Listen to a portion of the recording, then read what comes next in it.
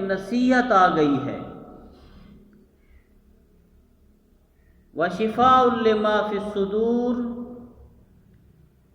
اور وہ شفا ان روگوں کی جو تمہارے سینوں کے اندر روگ لگے ہوئے ہیں، جو بیماریاں لگی ہوئی ہیں۔ وَهُدًى وَرَحْمَةً، اور وہ مومنوں کے لیے ہدایت بھی ہے اور رحمت بھی ہے۔ وَهُدًى وَرَحْمَةٌ لِّلْمُؤْمِنِينَ، مومنوں کے لیے ہدایت بھی ہے اور مومنوں کے لیے رحمت بھی ہے۔ وہ کون سی رحمت، وہ کون سی ہدایت، وہ کون سی شفا جو تمہارے پاس پہنچی؟ وہ قرآن مجید کی کتاب، جسے اللہ کا کلام کہتے ہو، وہی کلام جب تمہارے پاس پہنچا تو اللہ نے یہ آیات نازل فرمائی کہ جو تمہارے دلوں کے اندر بیماریاں ہیں ان کا علاج آ گیا ہے، اور وہ تمہارے لیے رحمت بھی بن کر آئی ہے وہ کتاب، اور وہ تمہارے لیے ہدایت بھی بن کر اتری ہے۔ تو اس مقدس کلام پاک میں پوری کائنات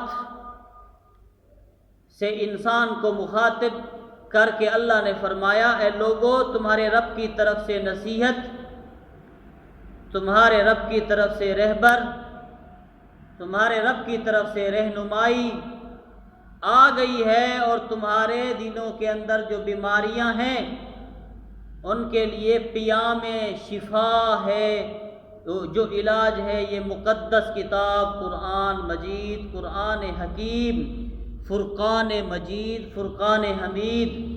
اور جب تم دولت ایمان والے ہو جاؤ گے تو اس سے فائدے اٹھاؤ گے۔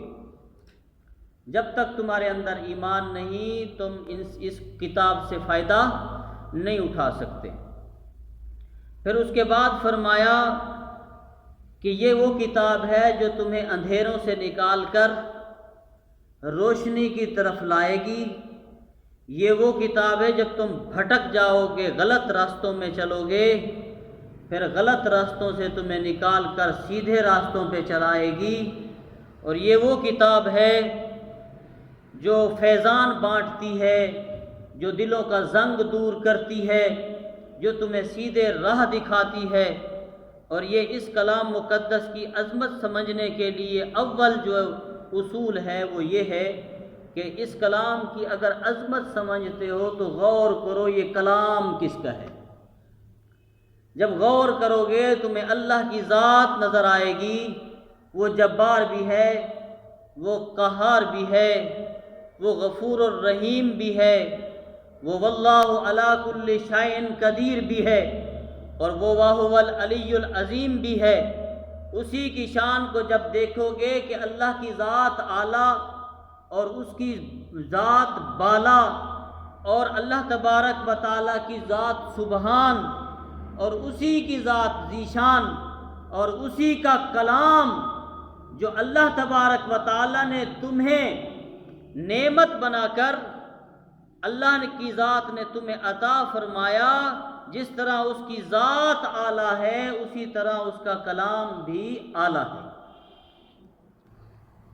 تو اللہ تبارک و تعالیٰ کے کلام کی عظمت کو بیان کرتے ہوئے نبی پاک صلی اللہ علیہ وسلم نے فرمایا، فضل کلام اللہ علی سائر الکلام لفضل اللہ علی خلقہ۔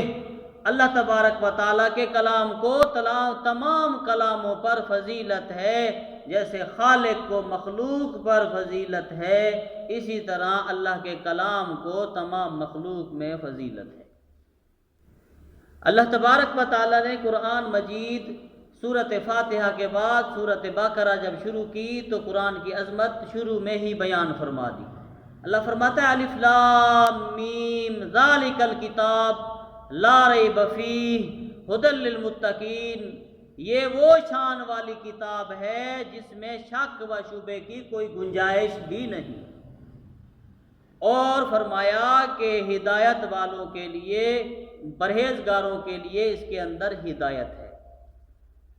اس کے بعد نبی کریم صلی اللہ علیہ وسلم کی حدیثیں بھی ہیں، اور اس قرآن کو سمجھنے والے بھی آئے۔ اس کی ایک بات اور بھی سنو، اس کی جو عظمت کے متعلق ہے۔ فرمایا کہ جب بھی کوئی مصنف، جب کوئی مفسر، جب کوئی محدث کوئی کتاب لکھتا ہے، پھر آخر کے اندر لکھتا ہے کہ پڑھنے والوں انسانوں، میں ایک آدمی ہوں، خطا کا پتلا ہوں، میں نے بڑی کوشش سے کتاب لکھی ہے، اس کے اندر کوئی کمی پیشی ہو تو مجھے بتائیے گا، میں اپنی کمی اور غلطی کوتاہی کو سدھاروں گا۔ وہ لکھتا ہے۔ مگر اللہ جب قرآن نازل فرماتا ہے، یہ کلام نازل ہوتا ہے، یہ کتاب آسمانی جب نازل ہوتی ہے، تو اللہ فرماتا ہے ذالک الکتاب لا ریب فیہ، یہ وہ شان والی کتاب ہے جس کے اندر شک و شبے کی کوئی گنجائش ہی نہیں، کوئی گنجائش ہی نہیں اس کلام میں کوئی شک اور شبہ کیا جائے۔ جو شک کرے گا وہ ہمارے جو اسلام ہے اس کے دائرے سے بھی خارج ہو جائے گا، جو قرآن کے اوپر شک کرے۔ اللہ نے قرآن کی عظمت بیان فرمائی۔ اس کے بعد قرآن مجید کی جو حروف مقطعات جب آئے، جس کے اندر غور کر کے سنو، الف لام میم ہو گیا، کاف ہا یا عین صاد ہو گیا، ہا میم عین سین کاف ہو گیا، یاسین طٰہٰ حامیم، جیسے تواسین، یہ لفظ جب اترے اسے حروف مقطعات کہتے ہیں۔ حروف مقطعات شروع سے لے کر آخر تک، یہاں تک جتنے محدث آئے، مفسر آئے، عالم بنے، انہوں نے علم کو عبور کیا، مگر کسی نے حروف مقطعات کا ترجمہ آج تک کوئی نہ کر پایا۔ اور اس کی بات کے علاوہ ایک بھاری بات ہے، جب جبریل علیہ السلام یہ آیات لے کر آئے، کاف ہا یا عین صاد، تو حروف مقطعات لے کر جب نبی کریم صلی اللہ علیہ وسلم کی بارگاہ میں جبریل امین پہنچے تو فرمایا، عرض کی کاف، تو حضور نے فرمایا علم، تو میں جان گیا۔ پھر فرمایا ہا، تو پھر فرمایا نبی پاک صلی اللہ علیہ وسلم نے علم، تو میں جان گیا۔ پھر جبریل نے کہا یا، تو پھر حضور نے پڑھا یا علم، تو میں جان گیا۔ پھر فرمایا عین، تو پھر حضور نے فرمایا علم، تو میں جان گیا۔ پھر فرمایا صاد، تو پھر فرمایا علم، تو میں جان گیا۔ جبریل ہاتھ جوڑے عرض کرتا ہے، بھیجنے والا رب ہے، بھیجا اپنے محبوب کے پاس، وہ کہتا ہے میں جان گیا، وہ بھی علم، اس کا علم رکھنے والے بھی یہ، مگر حضور مجھے تو پتہ چلے، میں نے تو نہیں جانا۔ تو حضور نبی کریم صلی اللہ علیہ وسلم نے فرمایا، کچھ باتیں راز کی ہوتی ہیں، اللہ راز کر کے بھیجتا ہے، یہی راز اللہ اور میرے درمیان میں ہے۔ اس راز کو شروع سے لے کر آخر تک اللہ اور اس کے رسول کے علاوہ کوئی نہ جان سکے گا، صرف اللہ جانتا ہے یا اللہ کا محبوب جانتا ہے۔ ٹھیک ہو گیا۔ اس کے بعد فرمایا دنیا کے اندر بے حساب کتابیں آئیں، دنیا کے اندر شایع بڑی کتابیں ہوئی، ہر مصنف نے کتابیں لکھی، مگر کہا کہ جو کتاب اللہ تبارک و تعالی نے بھیجی وہ کتاب زیادہ پڑھی گئی۔ جتنا کائنات کے اندر قرآن کی تلاوت ہوئی، کسی کتاب کو اتنا نہ پڑھا گیا جتنا قرآن کو پڑھا گیا، اور اسی قرآن کو راہ ہدایت بنا کر جو بھیجا گیا، اسی کے اوپر پوری کائنات کے قانون بنے، اسی قرآن کے اوپر لوگوں کو علم ملا، کائنات کا علم جو نہیں جانتے تھے اسی قرآن سے اللہ نے انہیں عطا فرمایا، اور کہا کہ شائع ہونے میں اتنا اشاعت ہوئی، اتنا یہ چھپی کہ کوئی کتاب اس کے مقابلے میں نہ چھپ سکی۔ اور اس کی بات یہ بھی فرمائی کہ سارے غور کر کے دیکھو کہ ساری عمر قرآن پڑھتے رہو، کبھی یہ نہیں کہو گے کہ قرآن پرانا ہے، ہر وقت اس کا انداز نرالا ہوگا، اس کا فیض نایا ہوگا، اس کے اندر کیف زیادہ ہوگا، اس کے اندر سرور زیادہ ہوگا۔ جیسے پڑھو گے، بار بار پڑھو گے، اور مستی چڑھے گی، اور لطف آئے گا، اور سرور آئے گا، اور اس کے اندر پڑھنے کا مزہ آئے گا۔ اگر اس بات کو بھی سوچو کہ الحمد شریف جو ہر بندہ ہر نماز میں ہر بندہ جو ہے پڑھتا ہے۔ فجر کی نماز میں الحمد شریف والی صورت 4 دفعہ پڑھی جاتی ہے، ظہر میں 12 دفعہ، عصر میں الحمد شریف 8 دفعہ، مغرب میں الحمد شریف والی صورت 7 دفعہ، عشاء میں الحمد شریف والی صورت 17 دفعہ پڑھی جاتی ہے۔ کبھی کس نمازی نے کہا کہ مولانا صاحب آپ بار بار الحمد پڑھتے ہو، ہمیں مزہ نہیں آتا؟ میں تو کہتا ہوں میں روزانہ پڑھتا ہوں، میں نے کبھی نہیں کہا کہ میرا دل نہیں کرتا کہ پڑھوں، بار بار پڑھوں، اور لطف اور کیف اور اسرار اور اس کے اندر جو ہے وہ باتیں آتی ہیں۔ مختصر وقت میں مختصر سی باتیں ہو سکیں گی تو میں جو ضروری باتیں وہ عظمت کی سنا دوں۔ تو نبی کریم صلی اللہ علیہ وسلم حضرت عبداللہ ابن عباس رضی اللہ تعالیٰ عنہ روایت کرتے ہیں، وہ فرماتے ہیں کہ جبریل امین آئے بارگاہ مصطفی صلی اللہ علیہ وسلم میں، جیسے داخل ہوئے تو ایک آواز آئی جیسے دروازہ زور سے کھلتا ہے۔ نبی کریم صلی اللہ علیہ وسلم متوجہ ہوئے جبریل کی طرف، جبریل یہ کیا ہوا؟ جبریل نے عرض کی، ہاتھ جوڑے، یا رسول اللہ صلی اللہ علیہ وسلم، آج جو آسمان کا دروازہ کھلا ہے پہلے کبھی نہیں کھلا، اور اس دروازے میں سے ایک فرشتہ اترا ہے وہ پہلے کبھی نہیں اترا، اور فرمایا کہ جو وہ فرشتہ چیز لایا ہے وہ پہلے کسی کو اللہ تبارک و تعالیٰ نے عطا نہیں فرمائی، یہ محمد رسول اللہ صلی اللہ علیہ وسلم کی ذات کو اللہ نے عطا فرمائی۔ کہا کہ وہ کیا ہے؟ کہا وہ الحمد شریف والی صورت ہے، اور سورۃ البقرہ کی آخری 2 آیاتیں ہیں، وہ ایسا نور ہے، ایسا نور ہے، اللہ فرماتا ہے اس دروازہ جو کھولا ہم نے آسمان کا پہلے کبھی نہ کھلا، جو فرشتہ آیا وہ پہلے کبھی نہ آیا، جو وہ 2 نور لے کر آیا وہ 2 نور کسی کو نہ ملے، آپ کو مل رہے، اور یہ آپ کی امت کے لیے ایک نعمت ہے، ایک عزت ہے، ایک مقام بن کر مل رہے ہیں جو آپ کی امت کو مل رہے ہیں۔ وہ کیا ہیں جی؟ وہ ہے سورۃ الفاتحہ کی 7 آیاتیں۔ سورۃ الفاتحہ اللہ نے فرمایا یہ تمہارے پاس نور بن کے آیا ہے، اب تمہارا منشا نور سے نور بنو کہ نہ بنو، اور فرمایا کہ آخری سورۃ البقرہ کی آخری 2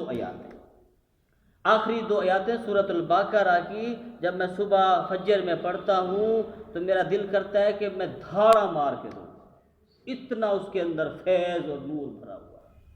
اگر آپ کو یہ سورۃ البقرہ کی آخری آیات میں سناؤں جس کے اندر اتنی فیض ہے، اتنی درد ہے، تو آپ کے آنکھیں ابھی نم ہو جائیں۔ اللہ فرماتا ہے لا یکلف اللہ نفسا الا وسعها لها ما کسبت وعلیہا ما اکتسبت، پھر فرمایا ربنا لا تؤاخذنا ان نسینا او اخطانا، ربنا ولا تحمل علینا اسرا كما حملته على الذين من قبلنا، ربنا ولا تحملنا ما لا طاقة لنا به واعف عنا واغفر لنا وارحمنا انت مولانا فانصرنا على القوم الكافرین۔ یہ نور ہے جی، جب بندہ پڑھے گا وہ بھی نور بن جائے گا، میرا ایمان ہے۔ جیسے نبی پاک صلی اللہ علیہ وسلم کو یہ 2 انعام اللہ نے عطا فرمائے، ان انعاموں میں فرمایا کہ آپ کو یہ اعزاز اللہ دے رہا ہے، جیسے قرآن کو اللہ نے تمام کتابوں پر اعزاز بخشا، پھر کہا کہ ہم قرآن مجید میں بھی ان 2 آیاتوں کو اعزاز دے رہے ہیں، اعجاز دے رہے ہیں کہ جو فیض ان دو نوروں میں فیض ہے وہ کچھ وکھرا فیض ہے. فیض تو پورا قرآن ہے، مگر یہ جو دو نور اللہ نے اتارے اور فرمایا کہ اگر آپ کی امت ان دو نوروں کو اپنا لے گی تو ان کے اندر بھی نور ہو جائے گا. یہ چیزیں اپنے ذہنوں میں رکھو.